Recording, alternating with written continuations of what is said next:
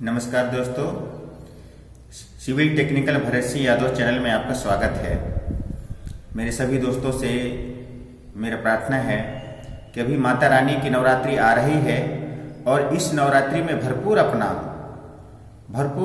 मन और श्रद्धा और भक्ति से इसका लाभ उठाएं।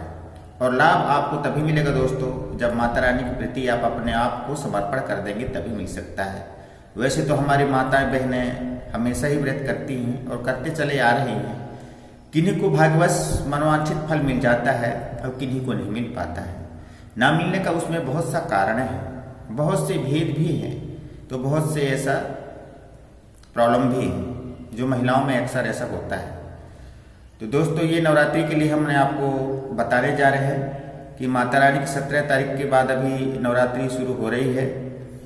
अभी से नवरात्रि के प्रतिपदा से आप क्या करें, सर्वप्रथम आप माता रानी के व्रत के लिए संकल्प लें।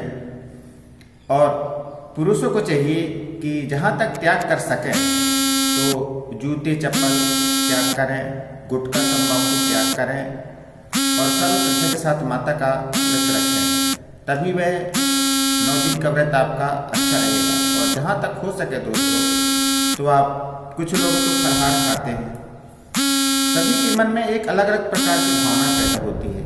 जैसे फलाहार व्रत हमने रखा है 9 दिन के लिए, अब फलाहार को व्रत रखा है, सुबह पूजा करते हैं और कुछ देर होता है चाय पी लेते हैं, फिर 1-2 घंटे होगा, इसके बाद फिर कॉफ़ी पी लेते हैं, फिर मान लो 3 घंटे हुआ तो फिर जाके फिर अपना दूध पी लिए।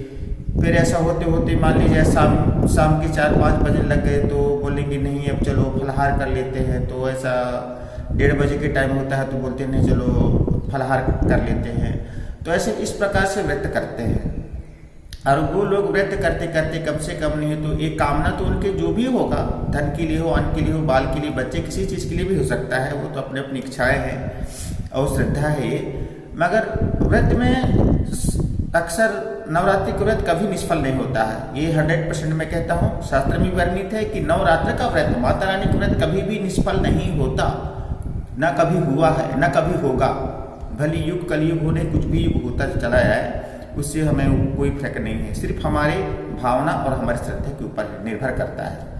नवरात्रि का व्रत सदैव फलदायी है, जिसने जो चाहा है सो मिलता है। फर्क है सिर्फ हमारे भावनाओं पर, हमारे कर्मकांड पर, हमारे पूजा पाठ पर, हमारे रहन सहन पर, बस इतनी सी बात है। तो दोस्तों, क्या करें कि नवरात्र व्रत में आप संकल्प लेकर के माता रानी के प्रति सर्व श्रद्धा पूर्ण रूप से समर्पण हो जाए और उनके नाम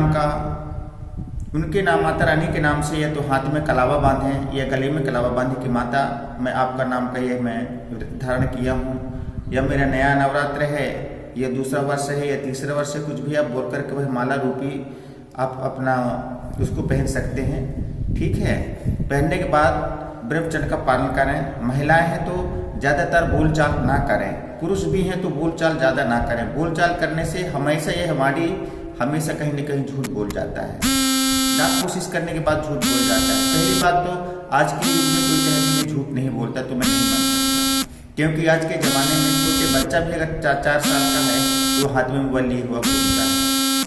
और आप व्रत करोगे, मोबाइल सदैव तुम्हारे साथ रहेगा।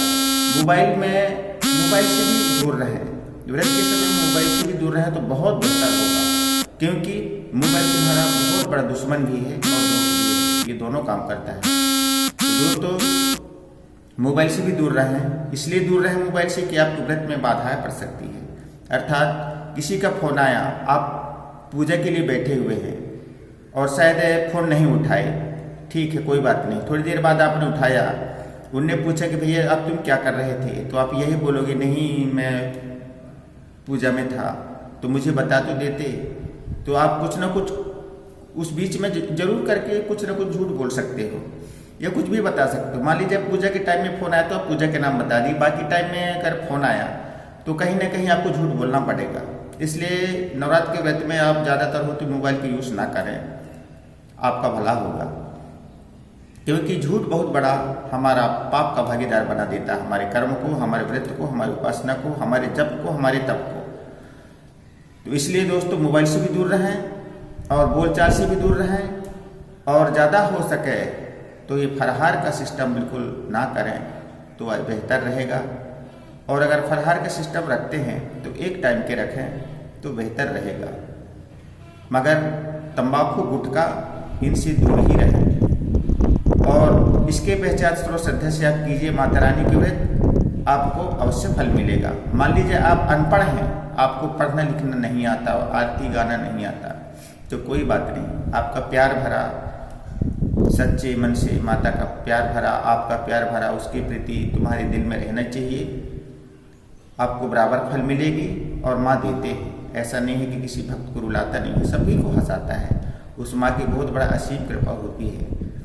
भावनाओं को आप अपने भाव में मत बदलिए, आप भावना बना देते हैं ना, वही तुम्हारा कारण बन जाता है, और वही कारण फिर तुमको घसीटते घसीटते 1 साल के 2 साल करते करते 10 साल से 9 साल 10 साल व्यतीत हो जाता है और तुम्हें फल नहीं मिलती। इसलिए किसी प्रकार का भाव बना करके पूजा ना करें, अपने आप को समर्पण करके पूजा करें कि मैं कुछ नहीं हूँ, एक निमित्त मात्र में कुछ भी नहीं हूँ, जो कुछ भी सब तुम्हारी ही है। मैं अपने आप को हे माता आपके चरणों में समर्पित करता हूँ। मैं किसी चीज़ को नहीं जानता, न किसी वस्तु को चढ़ाना नहीं जानता, न किसी प्रकार के मंत्र जानता, न विधान जानता। ऐसा करके आप समर्पण कर दें और व्रत संकल्प लेकर करें, आपका फल आपको जरूर मिलेगा और माँ भी देगा। दोस्तों, ये तो सिर्फ एक नाम मात्र एक साधारण साधना आपको हमने बता दी, मगर इसके साथ में इतना अखंड और इतने शक्तिशाली मंत्र भी बताऊंगा आप लोगों को, जिसको सुन करके आपको शीघ्र फलदायी होगी और अति जल्दी से जल्दी आपको फल मिलेगा। इतने अच्छे हम आपको टॉपिक ला रहे हैं और लाके मैं वीडियो में ठीक डालूंगा और आप उसे देखेंगे और उन्हीं मंत्रों का आप उपयोग कीजिएगा। किसी तंत्र मंत्र के पीछे मत जाइएगा। भगवती सभी को देख रहा है और उसके प्रति तुम्हारी श्रद्धा होनी चाहिए। किसी के पीछे धंधे करके मंत्र कराना, पूजा कराना, ये सब कर्म नहीं करना है। व्रत करते हो तो ब्राह्मण को बुला करके भोजन कराइए, और या तो फिर यथाशक्ति ब्राह्मण को बुला करके हवन करा लीजिए, या तो फिर आपको पढ़ना आता है तो आप स्वयं भी हवन कर सकते हैं। सिर्फ आपका ये मन में भाव भर नहीं रहना चाहिए कि मैं पंडित नहीं हूँ तो मैं क्यों करूँ पूजा, मैं क्यों हवन करूँ। यही आदमी को कारण बन के धकेल देता है गड्ढे में। इसलिए सब भावनाएं नहीं रहनी चाहिए। 100% पूर्ण रूप से आप समर्पण करके जो भी करोगे माँ को सब स्वीकार होता है। तो दोस्तों, आज के लिए इतना ही। धन्यवाद।